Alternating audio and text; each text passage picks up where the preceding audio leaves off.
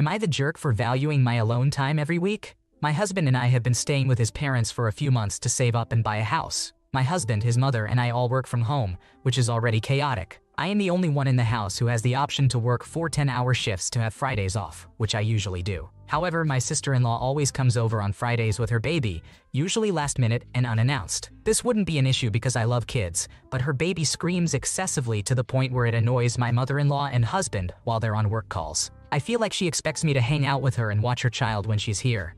I'm usually nice enough to not say anything and just do it, but it takes up my time. There have been several times where I've had no choice but to watch the child because she drops the child off after my mother-in-law agrees to it without telling me. Since my mother-in-law is working, I end up watching the baby. Recently, my sister-in-law complained to my mother-in-law that I haven't reached out to her enough. I had to nicely tell my mother-in-law that I choose to have Fridays off to get my life in order. I do laundry, cook, and clean around the house. It's just my me time while everyone else works. I don't have the best relationship with my sister-in-law. She humiliated me in front of family and friends once, and I've distanced myself from her since then. I've been trying to move past it, but sometimes she makes remarks that come off as rude and offend me, making me feel like we're back to square one. I have a good relationship with my mother-in-law, which is why I told her that Fridays are my catch-up days, but I am not sure how to tell my sister-in-law without offending her. This is really the only alone time I have to myself since, right after work every day, I end up cooking for the entire family. I'm starting to feel taken advantage of. Am I wrong for feeling this way? You are not in the wrong here. You need to start setting up clear boundaries and mean them. If you don't stop your sister-in-law and mother-in-law from taking advantage of your time, they'll continue to walk all over you. Better yet, start leaving the house on your day off. Maybe take yourself on a nice outing. See if your mother-in-law will actually learn to say no now. Am I the jerk for not going to my mom's wedding? Am I the jerk for not wanting to go to my mom's wedding? Hey, so I am trying to get perspective. My mom, who is 43 years old, is getting married to her first boyfriend. The issue is that he doesn't get along with any of my mom's family, myself included. I tried giving him a chance in the beginning when they were still talking, and he was in her home country. I was still in high school. I just never really clicked with him, and he started to rub me the wrong way after I noticed some of his bossy personality traits. She started sending him money and lying about it. It got to the point where my sister and I would go hungry at times. She would adamantly deny sending him money, but in reality she was. And he managed to open up his own business with all the money she sent. I could go on and on about all this, but suffice it to say that I don't approve or like this relationship. He slid into her direct messages when he was still married to his then wife, with a 3-month-old and a young teenager at home. Another factor in all this is that I am also queer, which she doesn't approve of. Once, she clung to my feet, cried, and begged me to change and forgive her. This, along with other things, led to a really nasty fight. She basically found some intimate pictures on my phone and used them to humiliate me in front of my biological dad. She tried to force the phone in his face to make him look, but he just kept telling her to stop. This happened when I was 17. Even he thought she had crossed a line, but she doesn't see it that way. This, among other things, made me snap, and I had a meltdown, but my dad calmed us both down and tried to remediate the situation to little avail. Anyway, this all brings me to the title of this post. She's getting married this Sunday, but I told her that I have no intention of going to her wedding. She got really sad and said okay, but that was a couple of weeks ago. Since then, she's been trying to get me to go and tried to get my biological dad to talk to me and my sister. A couple of days ago, she confronted me and basically tried to guilt trip me into going by saying, "Oh, it would just make my day to have my children next to my side." Then she touched my chest, and when I asked her what she was doing, she said, "Just feeling to see if you actually have a heart." She also said that I at least had to go to the reception and be home before they got back, as it was already bad enough. Her son wasn't going to be at the wedding. Today was the wedding rehearsal, and she asked me if I really wasn't going. When I said no, her whole attitude changed, and she got all depressed. So, am I the asshole for not going? You are not in the wrong here. Your mom tried to force your dad to look at intimate photos of you. That's sick and pretty sure illegal. She sounds like a manipulative narcissist who is only acting sad to make you do what she wants. Honestly, she's just upset that she's going to look bad when her own child doesn't show up to the wedding, not because she actually cares about mending the relationship. Am I the jerk for taking my stepson on outings without my child? I, a 38-year-old male, have a son and a stepson who are both similarly aged. My son Mark is a 15-year-old male, and my stepson Luke is a 14-year-old male. Mark was definitely a mama's boy, and unfortunately his mother, my wife, died when he was 8 years old. It's been a huge struggle raising him, especially since he has completely different interests than I do, which is completely fine but makes things difficult.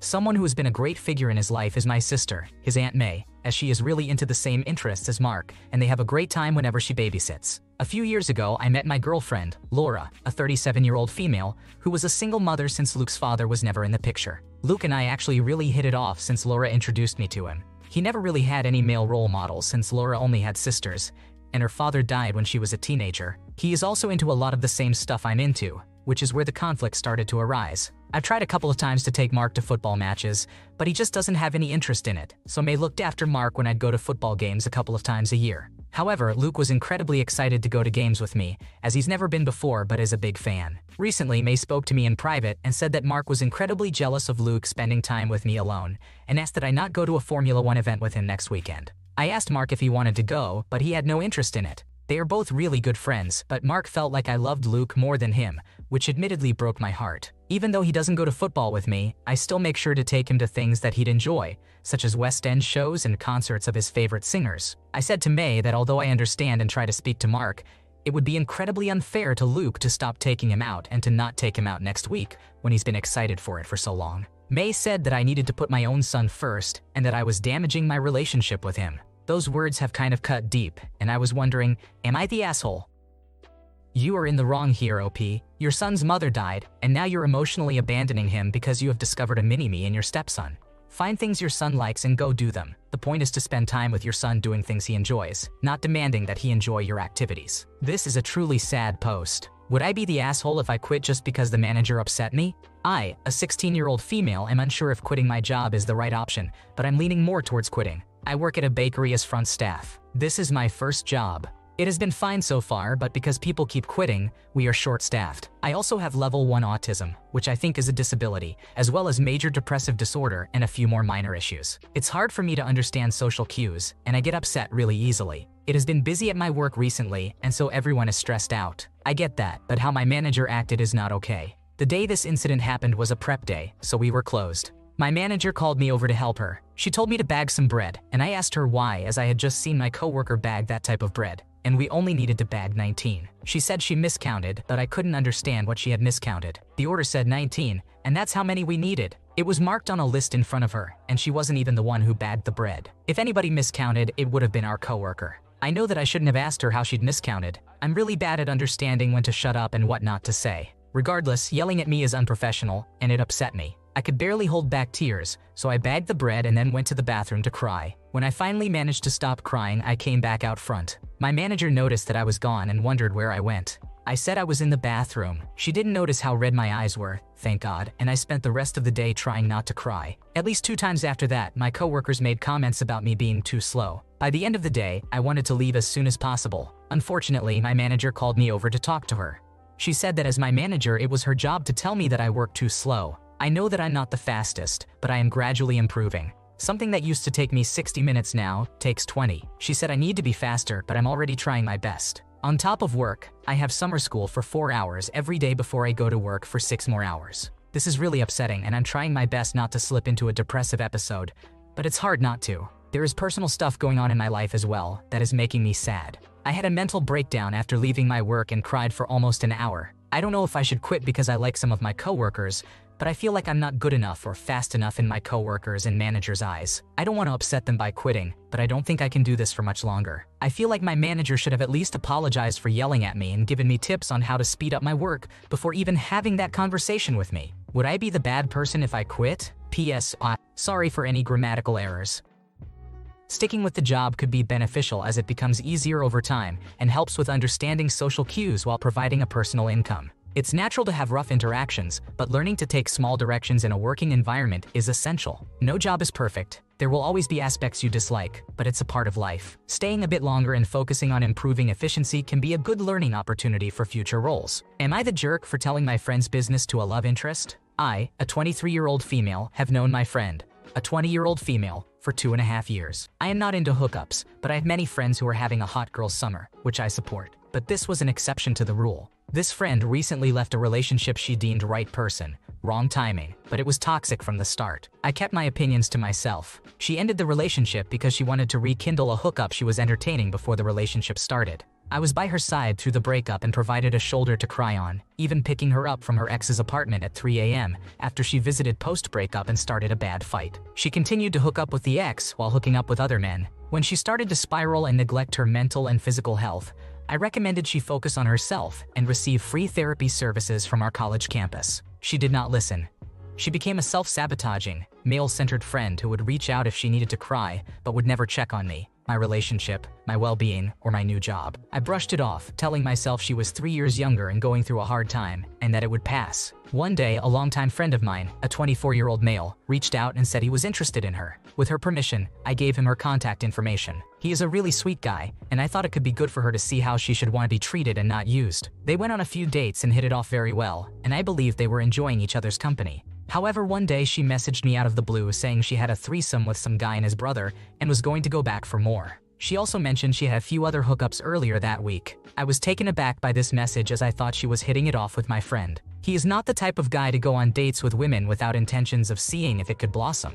Therefore, I told her she needed to be honest with him about her intentions, even though they had no commitments, to save him the time and heartache. She agreed and went to see him that night. Afterwards, I learned they slept with each other for the first time, and she was not honest with him, even brushing it off like it was not a big deal after I confronted her a second time. He ironically called and confided in me, saying it was odd that she did not want protection used. I told him she was sleeping with others, and that if he wanted anything with her, he should use protection. I feel bad for betraying her, but my standpoint was she does not get regularly tested and knew his intentions. She could have given him an STD, and he may not be in a position to access healthcare for that. She would know that, as she was in the hospital a month prior, peeing straight blood. I ended the friendship, telling her that I could not align with someone male-centered with no self-respect for herself or others, and to take care of herself.